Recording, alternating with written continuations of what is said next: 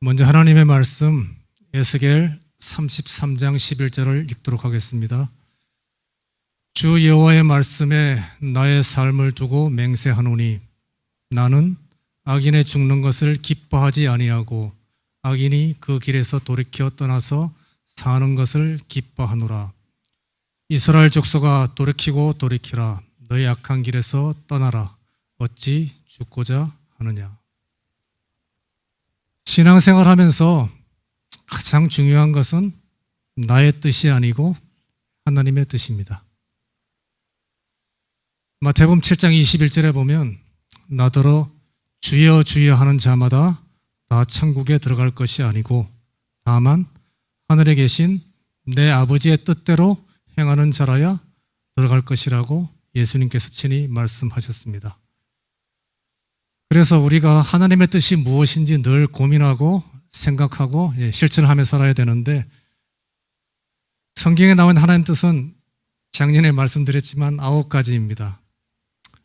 거룩하라, 두 번째는 돌이키라, 나를 알라, 사랑하라, 하나가 되라, 기뻐하라, 기도하라, 감사하라, 그리고 증인이 되라. 아무도 기억 못 하시겠지만 작년 11월 11일 날 제가 거룩하라라는 주제를 가지고 첫 번째 것을 말씀을 드렸고요. 오늘은 두 번째 하나님의 뜻인 돌이키라는 내용을 함께 나누어 보도록 하겠습니다. 우리를 향한 하나님의 두 번째 뜻은 돌이키라는 것입니다. 과연 무엇으로부터 돌이키라는 말일까요? 악으로부터. 여러 가지가 생각이 나시죠? 근데 결론적으로 말씀을 드리면 바로 우리가 붙들고 있는 우상으로부터 돌이키라는 말씀입니다. 우상이 무엇일까요? 우리가 얼핏 연상되는 것은 절에 가면 있는 어떤 부처님 상들이나 눈에 보이는 신상이 연상이 될 텐데요. 아니면 또 요즘 젊은 사람들은 유명한 아이돌 가수, 아이돌이라는 말 자체가 우상이잖아요. 아이돌 가수를 떠올릴 수도 있을 것입니다. 그러나 성경은 인간의 마음속에서 이루어지는 우상 숭배를 이야기하고 있습니다.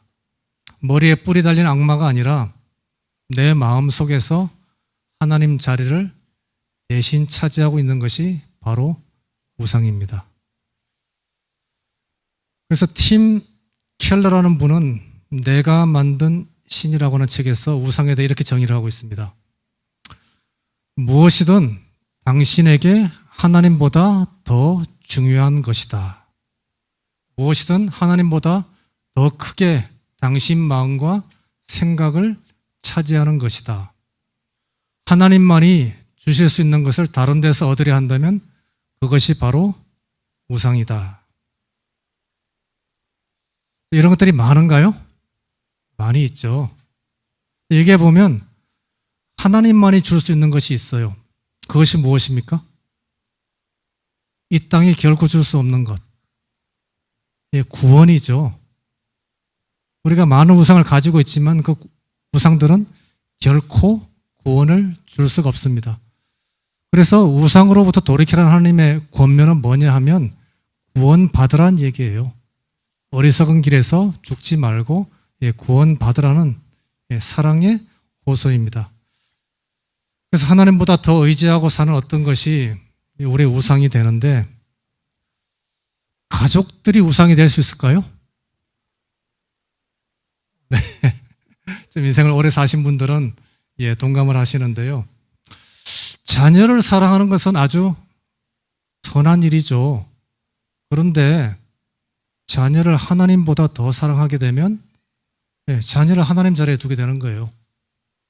온 집안이 다 누구 중심으로 돌아가요? 아이들 중심으로.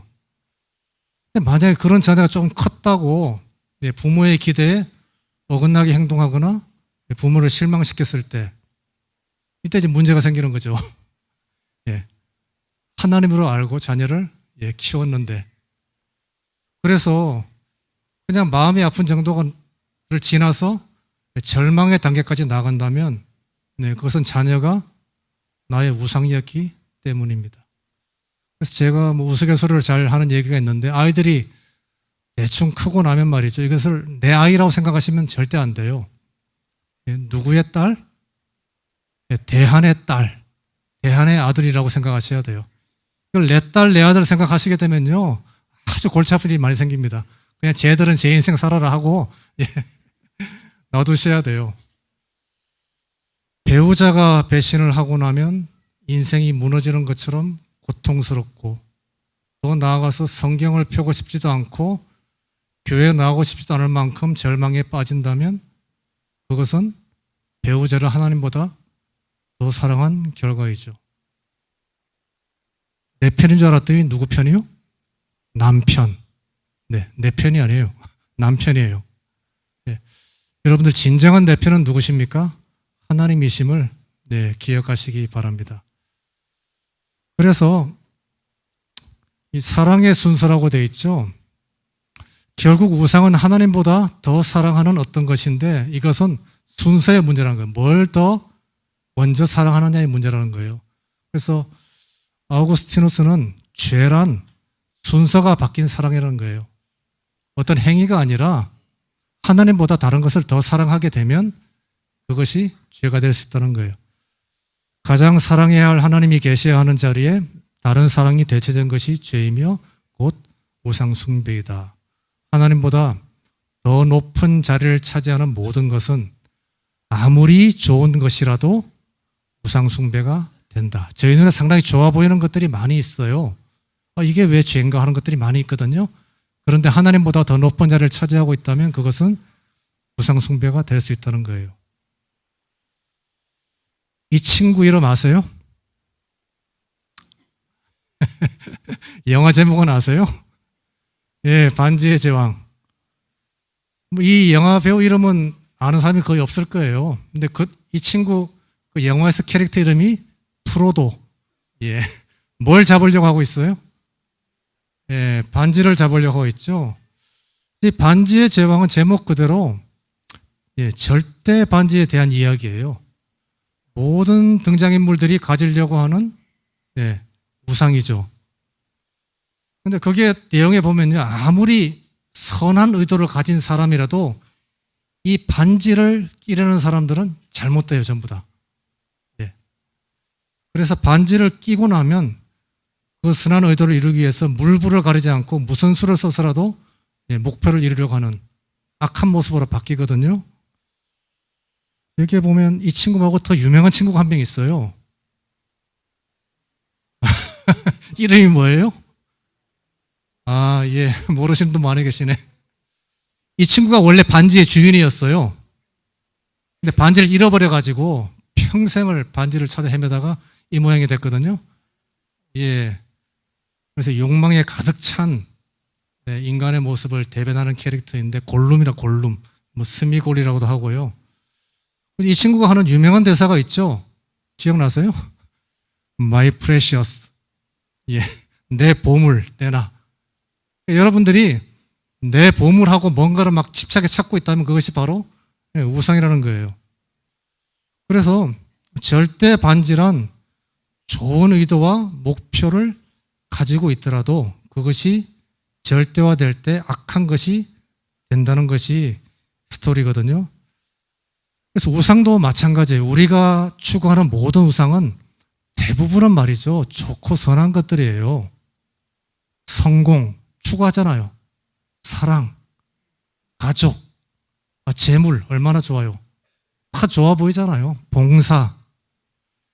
그런데 이 좋은 것들이 문제가 뭐냐면, 좋아 보이지만 뭐가 없습니까? 구원이 없어요. 결국은 다 죽음으로 끝나게 돼 있거든요. 그런데 이 우상들을 좋은 것인데 절대적인 것이라고 착각하고 사는 게 문제라는 거예요. 그래서 이 땅의 가치를 하나님만이 줄 수 있는 구원과 착각하고 맞바꾼다는 거예요. 여기서 비극이 시작되는 거거든요. 우상에는 여러분들이 추구하는 좋은 것들이 많이 있어요. 좋아 보이지만 결코 구원이 없다는 것을 먼저 기억하셔야 됩니다. 우상 숭배의 위험성이 있어요. 우상숭배의 위험성은 그것이 우리를 노예로 삼기 때문이다. 우상을 섬기게 되면 그 우상의 노예가 되는 거예요. 재물을 섬기면 재물의 노예, 사랑을 섬기면 사랑의 노예가 되는 거예요. 하나님 대신 다른 것을 숭배하게 되면 결국 우리는 그것의 노예가 된다. 이 내용을 가장 잘 이야기한 것이 성경, 구약 성경의 사사기거든요. 사사기 읽어보셨어요? 처음부터 끝까지? 저는 처음 읽을 때 뭐 성경에 이런 얘기가 다 있나 싶었어요. 사사기를 읽으면서. 예. 이 구약의 특이한 기록 가운데 하나인데 여기에 보면 이스라엘 백성들이 가나안 땅을 들어갔는데 거기서 우상을 숭배하고 또 괴로움을 당해요. 적군이 쳐들어와서. 그리고 하나님께 부르짖어요. 그럼 하나님이 또 구원하셔요. 구원 받자마자 또 우상 숭배로 빠져드는 그 패턴이 무한 반복이 되고 있거든요. 그래서 하나님께서 430년간 노예로 있던 이스라엘 백성들을 출애굽을 시키셨어요. 그리고 광야에서 또 40년을 더 지내게 됩니다. 트레이닝을 받은 다음에 가나안 땅으로 들어가라고 하셨거든요. 왜 가나안 땅에 들어가라고 했을까요? 가나안이 살기 좋은 곳이었나요? 여러분, 가나안 땅 살기 좋은 곳 아니에요. 젖과 꿀이 흐르는 땅이라고 표현되어 있지만 사실은 돌멩이가 가득한 곳이에요. 정말 농사짓기 어려운 곳이거든요. 물도 구하기 어려워요.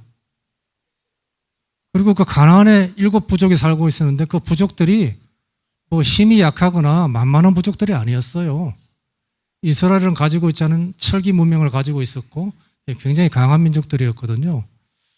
하나님께서 왜 가나안으로 가라고 했냐 하면 이 가나안 땅이 지극히 타락하였기 때문이에요.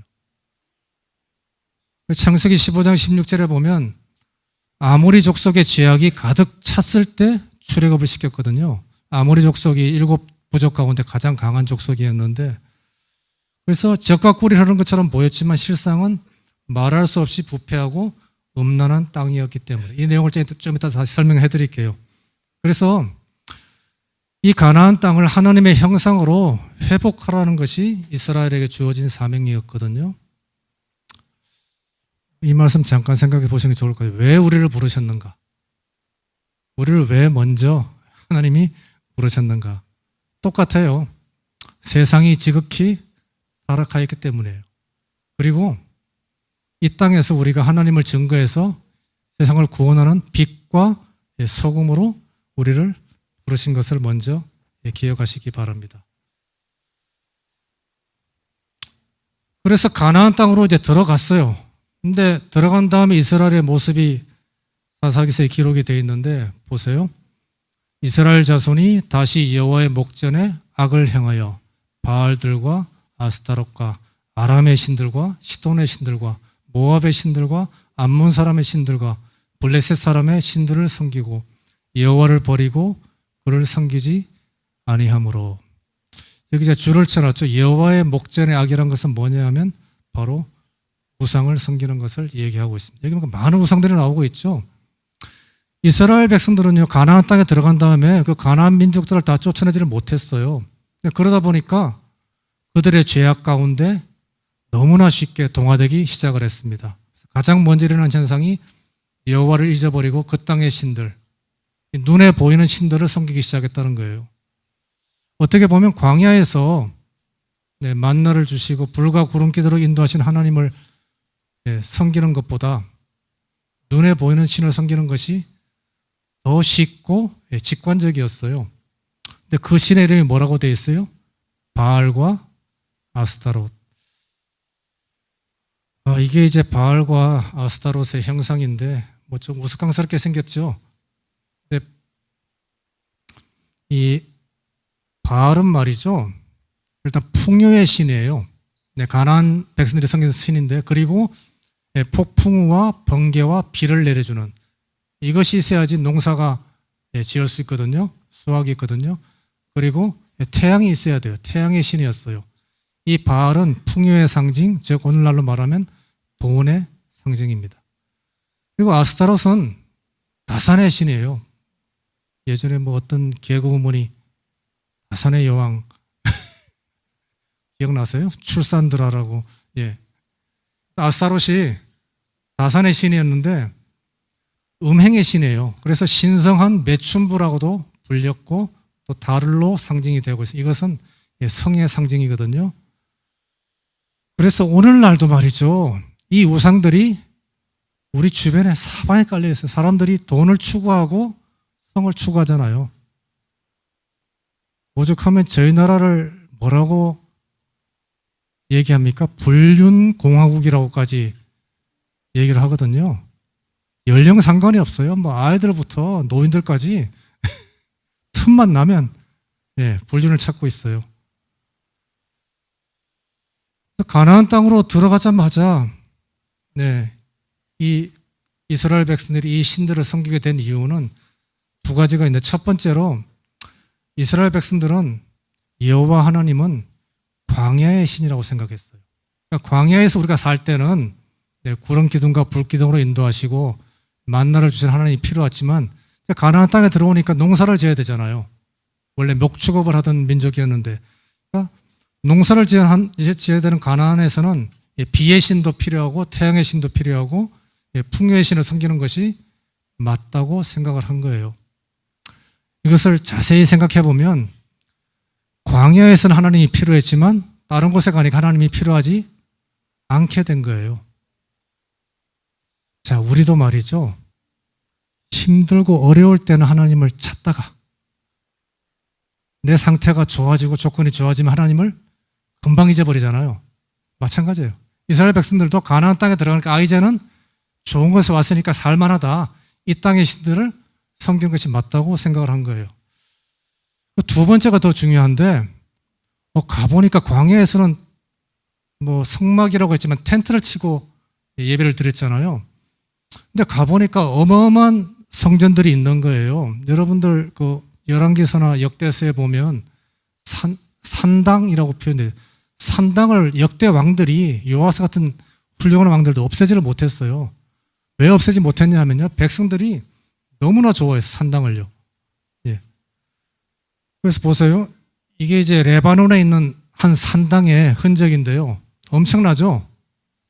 3000년 전에 이런 건물이 있으니까 백성들의 눈이 휘둥그레진 거예요. 텐트만 치고 예배를 드리다가. 예. 이것은 이제 상상도예요. 이 산당에 와가지고 신상, 바알 신상에게 경배를 하고. 그래서 여러분들에게 이제 가나안 종교가 얼마나 음란한 종교인지, 왜 하나님이 그들을 다 쫓아내라고 하셨는지를 이해할 필요가 있거든요. 이 가나안 종교의 클라이막스는 뭐냐 하면요. 먼저 신상에게 절을 하고, 그 다음에 여자 사제들이 많이 있었어요. 성창이라고 했거든요. 이 여자 사제들과의 성관계로서 예배를 마쳤어요. 이들은 어떻게 생각을 했었냐면, 신전에서 남녀가 관계를 맺어야 하늘에 있는 바알과 아스타롯도 관계를 맺고 그 결과 비가 내린다는 이 회개망측한 신앙이 가나안 신앙의 본질이었어요. 오늘날도 이런 곳이 있을까요? 만약에 이런 곳이 있으면 찾아가시겠어요? 예, 말이 신전이지 방이 많았어요. 방방마다 여사제가 있는 오늘날의 유흥업소하고 다를 바가 없는 곳이에요. 그들의 성전이. 그래서 이스라엘 남자들이 말이죠. 호기심으로 여기로 가보니까 어떻게 되겠어요? 광야에서 향수 한번 제대로 뿌리지 못한 아내하고만 살다가 화려한 여사제를 만나서 관계를 맺게 되니까 얼마나 가고 싶었겠어요, 그곳에. 그래서 가족들한테 틈만 나면 나 예배 드리러 갈게. 이렇게 된 거예요. 이러다 보니까 이들의 신앙은 하나님을 섬겼던 40년 동안 하나님을 목격했던 그들의 신앙을 하루아침에 돌이키기가 어려운 신앙으로 떨어지고 말았던 거예요. 도자갈이라는 말 들어보셨어요?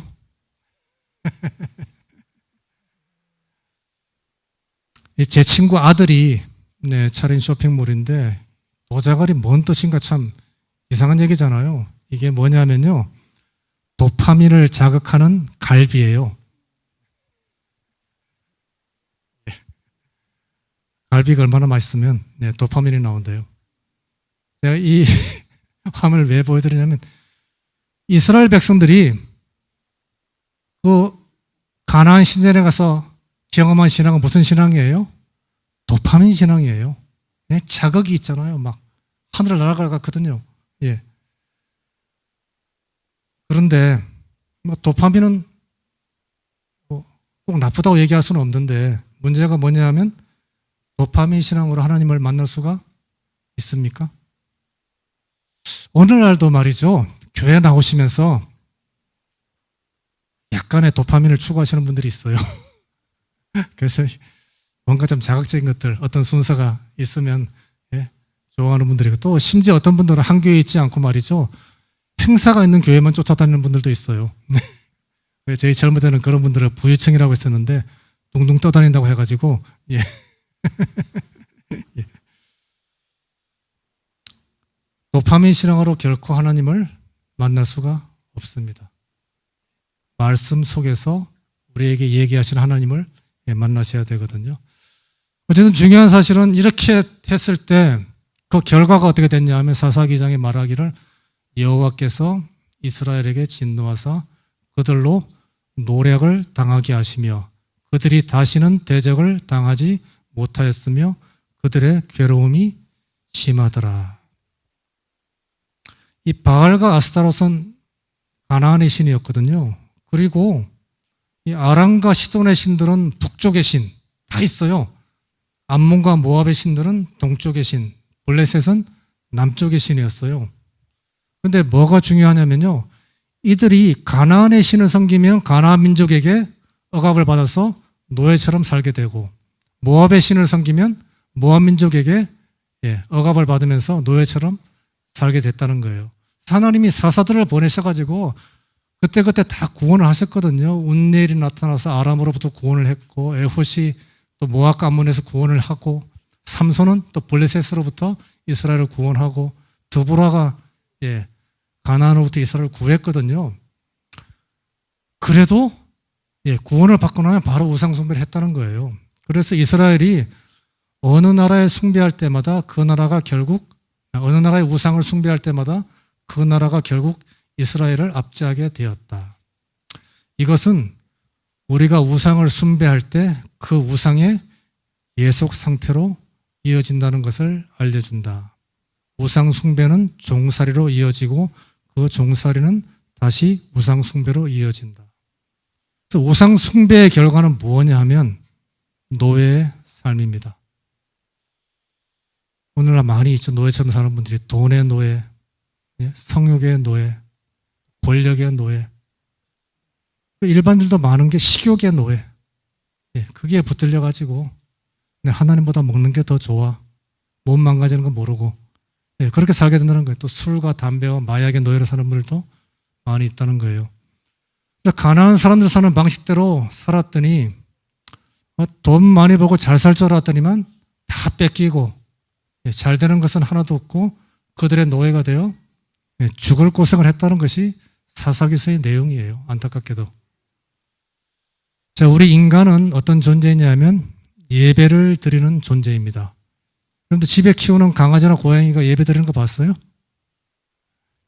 우리가 예배 드리니까 고양이가 찬미를 따라하는지 야옹야옹 하더라고요. 제 두 마리를 키우고 있는데 예배 드리는 건 아니죠, 사실. 그런데 우리는 예배하는 존재이거든요. 우리의 삶에서 이 예배가 무너지면 다 무너지게 되어 있습니다. 여러분들, 나는 누구를 예배하며 사는가를 늘 고민하셔야 돼요. 그냥 너무 바쁘게 살다 보니까 내가 뭐 때문에 사는지도 모르고, 누구를 예배하는지도 모르거든요. 겨우 저녁에 예배 시간 되었어야, 아유, 내가 하나님의 아들이었지, 기억하게 되거든요. 하나님과의 관계가 흔들리면 다 흔들리게 되어 있습니다. 돈이 좀 벌린 것 같으세요? 이 돈을 누가 다 써버릴지는 아무도 모릅니다. 나름대로 성공한 것 같습니까? 나와 우리 집안이 언제 무너질지 아무도 몰라요. 내가 병만 걸리면 끝나는 거예요. 예.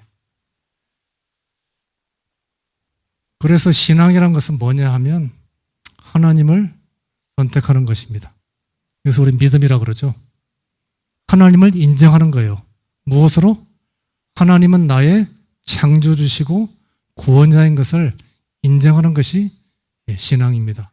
그리고 하나님을 부정하지 않는 거예요. 어떤 경우에도. 그래서 우리는 거룩한 삶이라고 얘기를 하고 있거든요. 이 이유가 뭐냐 하면 말이죠. 하나님만이 구원을 주시기 때문이에요. 이걸 잊어버리시면 안 돼요. 다른 곳에서는 도파민이 폭발할지는 모르지만 결코 구원이 없습니다. 하나님 대신 우상을 선택한 결과는 심히 괴로울 것이라고 기록이 되어 있습니다. 인생의 괴로움은 하나님과의 관계가 어긋날 때 시작이 됩니다. 예배의 관계, 정직한 관계, 순결한 관계가 흔들리면 모든 것이 흔들린다는 것을 기억하셔야 됩니다. 사사기 전체의 내용은 거룩한 사명을 가지고 이스라엘을 가나안에 보냈더니 하나님의 뜻을 나타내기는커녕 가나안 백성들과 하나가 되어서 가나안 사람의 모습으로 살다가 어떻게 됐다고요? 죽을 고생을 했다는 이야기예요. 오늘 우리의 모습은 어떻습니까? 가나안 백성의 모습을 따라서 살고 있지는 않으신지 모르겠어요. 사사기 결론이 21장 25절에 나와 있거든요. 사람들이 각각 자기 소견에 옳은 대로 행하였더라. 여기 하나님은 없어요. 나만 있어요. 내 생각, 내 판단이 옳다고 살았는데 결국은 괴로움의 시대였다고 정의가 되어 있습니다. 오늘날도 지난주에 목사님 말씀하신 것 같은데 포스트 모더니즘 시대라고 하죠. 이것은 뭐냐 하면요. 절대적인 진리가 없다는 거예요. 성경도 진리가 아니고 네가 네 마음에 떠오르는 것이 진리니까 그대로 살라고는 아주 못된 믿음이거든요. 예. 그래서 각자가 생각하기에 옳은 대로 살아가는 시대가 오늘날에 절대적인 가치관이 없어요. 그러니까 어른들 말이 먹히지가 않죠. 나는 이게 옳다고 생각하는 나는 이렇게 살래. 이게 오늘날 모습이거든요. 그래서 각자가 하나님이에요. 내 의견, 내가 좋아하는 것만 있는 그런 시대를 오래 살고 있는데 사람들이 하나님을 이제 부정하게 되면 어디로 갑니까? 돈으로 가고 권력을 추구하게 되고 인기와 명예와 정욕을 추구하게 됩니다. 이스라엘 백성들처럼 바알과 아스타롯을 찾아가는 거예요. 근데 이런 우상들은 오히려 식별이 용이해요. 이건 우상이구나 알 수가 있는데 좀 더 깊이 들어가 보면 말이죠. 예술, 스포츠, 문화생활, 취미생활로 포장된 수많은 우상들이 세상 곳곳에 숨겨져 있습니다. 자칫하다 보면 이것에 빠져가지고 하나님을 잊어버리고 살게 돼 있어요. 심지어 지금은 SNS가 우상이잖아요. 그놈의 좋아요가 뭔데 거기에 목숨을 걸고 있잖아요. 젊은 사람들이. 저는 너무 신기한 거예요. 저는 좋아요 받고 싶은 생각 하나도 없거든요. 사진도 잘 안 올리는데 우상 숭배가 위험한 진정한 이유는 뭐냐면요. 이것이 죄처럼 보이지 않기 때문이에요. 내가 좋아하는 어떤 것 그리고 선한 것들도 많이 있거든요. 그래서 어쩌면 선한 것으로 보이기도 하기 때문에 이건 죄가 아니고 좋은 거라고 착각을 하고 살고 있어요. 죄란 무엇인가? 제가 교과 시간 자주 얘기하는 내용인데 첫 번째는 뭐냐면요. 하나님을 떠난 상태예요. 죄는 행위의 문제가 아닙니다. 내가 무슨 행동을 한 게 죄가 아니고요. 하나님과 분리되면요. 아무리 신앙생활 오래 하신 분들도 무슨 죄든지 지을 수가 있습니다. 죄 짓지 않으려고 노력하지 마시고요. 하나님과 연결되어 있으려고 노력을 하셔야 돼요. 죄는 하나님을 떠난 상태예요. 두 번째는 뭐냐 하면 하나님 대신에 다른 것을 선택하고 의지하는 것이 죄입니다. 이렇게 죄를 정의하니까 우리 모두가 다 죄인이죠. 그 죄의 결과는 사망입니다. 로마서 6장 23절에 왜냐하면 생명이신 하나님과 분리되었기 때문에요. 하나님과 붙어 있어야 내가 살 수가 있는데 떨어져 있으니까 때 되면 죽을 수밖에 없다는 거예요. 그래서 하나님을 부정하고 하나님 대신 선택한 우상들의 결과는 괴로움의 시작이고 노예의 삶이었습니다. 너무 괴로움이 심하면 이들이 부르짖기 시작해요. 못 살겠다고 느끼면 그때부터 기도하기 시작하는 거예요. 뭐 잘 될 때는 기도 안 하다가 힘든 일이 생기면 우리가 기도하잖아요. 연약한 인간들이. 그래서 이렇게 부르짖으면 또 우리 사랑의 하나님께서는 사사들을 보내서 그들을 구원하셔요. 구원받으면 너무나도 빨리 하나님을 떠나버리는 거예요. 잊어버리는 거예요. 이런 악순환의 역사가 사사기에서만 반복이 됐을까요? 오늘날 우리의 삶에서도 똑같이 반복이 되고 있어요. 힘들면 기도하고 해결해 주시면 딴짓하고 우리 삶이에요. 450년간의 사사시대는 우상숭배, 고통, 부르짖음, 구원, 우상숭배의 악순환이었어요.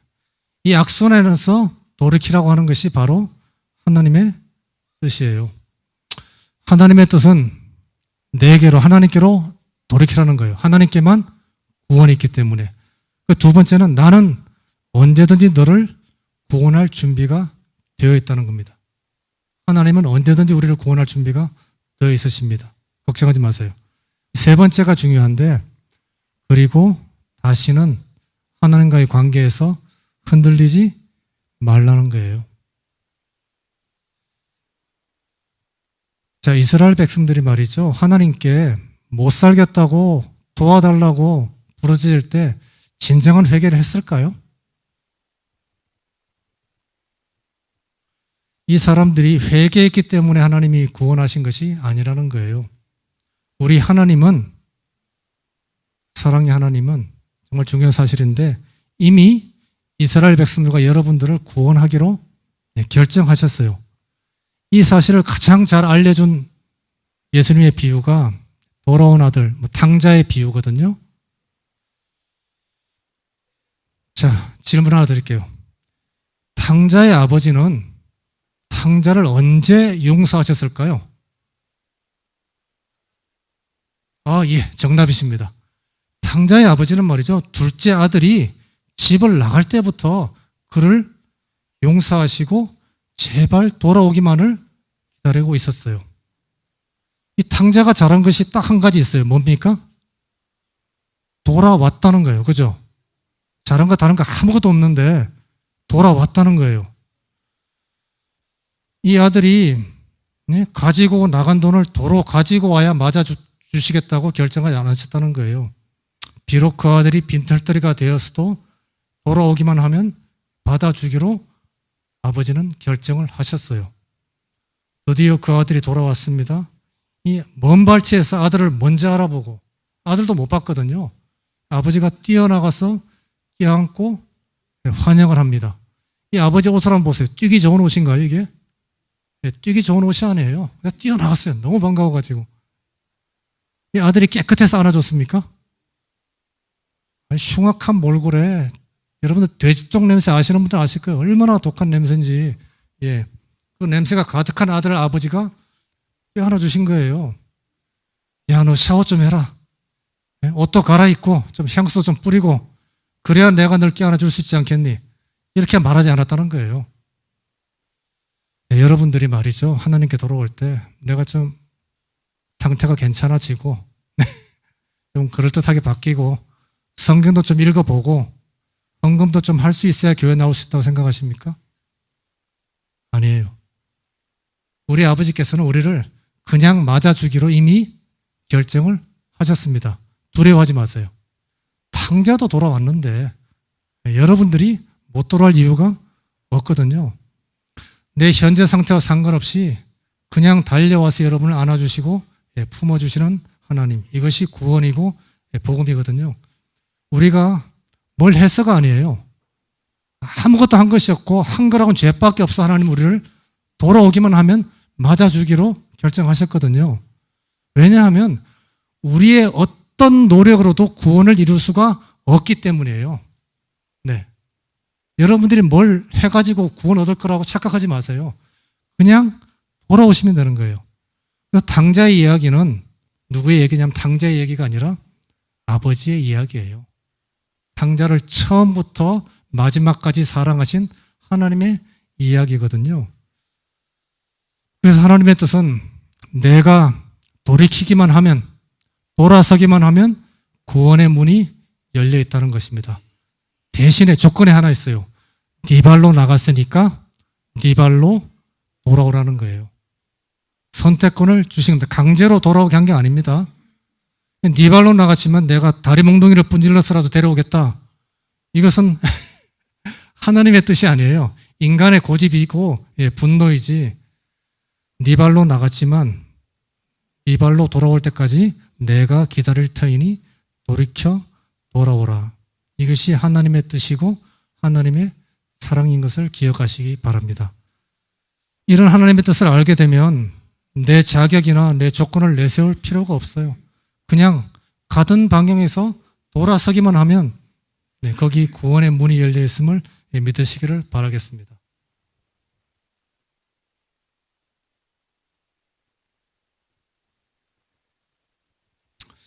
하나님의 뜻은 돌이키라는 것입니다. 내 욕망을 따라 살던 길에서 돌이키라. 나만을 향해 가던 걸음을 멈추고 하나님을 향해 돌이키라. 왜냐하면 그곳에 구원이 있기 때문입니다.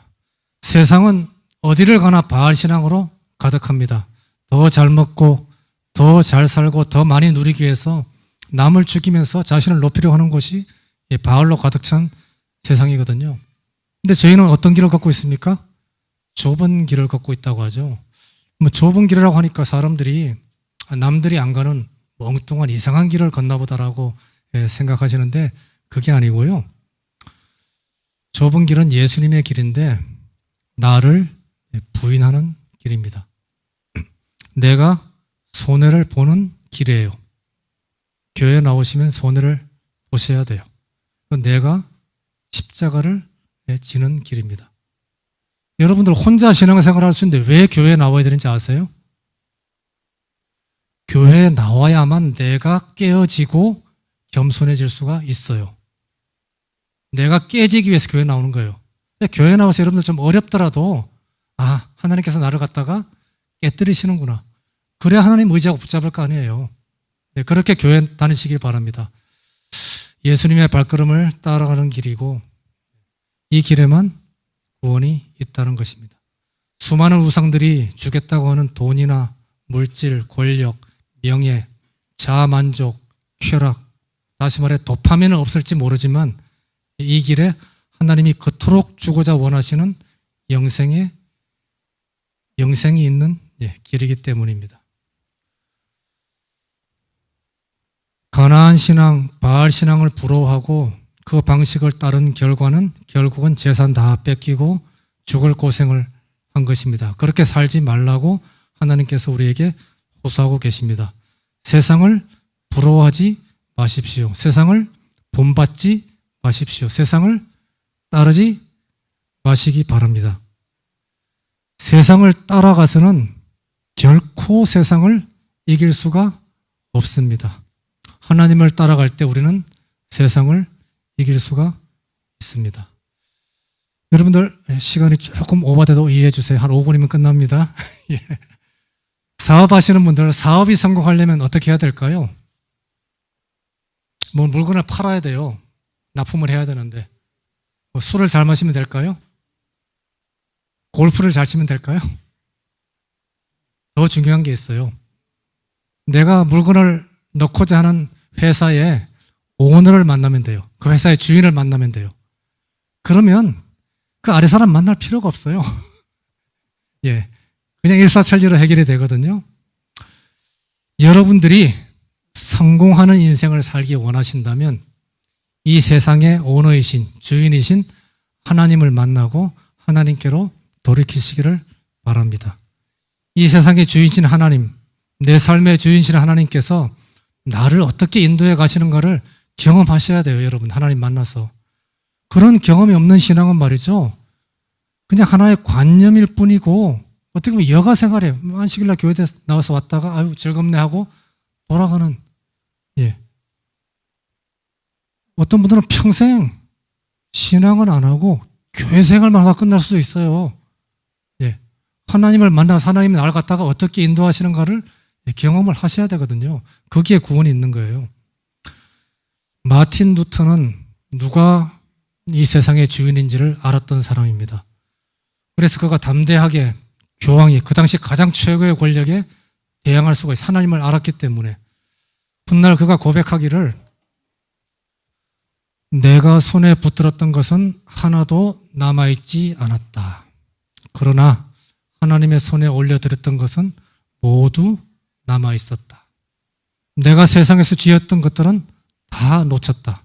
그러나 하나님이 주신 선물은 너무나 소중해서 내가 놓친 것들을 하나도 기억나지 않게 하셨다라고 고백을 했습니다. 이 고백이 여러분들의 고백이 되기를 바라겠습니다. 우리의 가장 큰 우상은 바로 나 자신입니다. 내 삶의 진정한 주인이 누구인지를 알고 누가 나에게 영생을 선물하실 분이신지를 안다면 이제는 나의 길을 포기하시고 이기심의 길, 욕망의 길을 멈추시고 하나님께로 돌이키는, 그래서 영생을 소유하시는 저와 여러분이 되기를 바라면서 말씀을 마치겠습니다.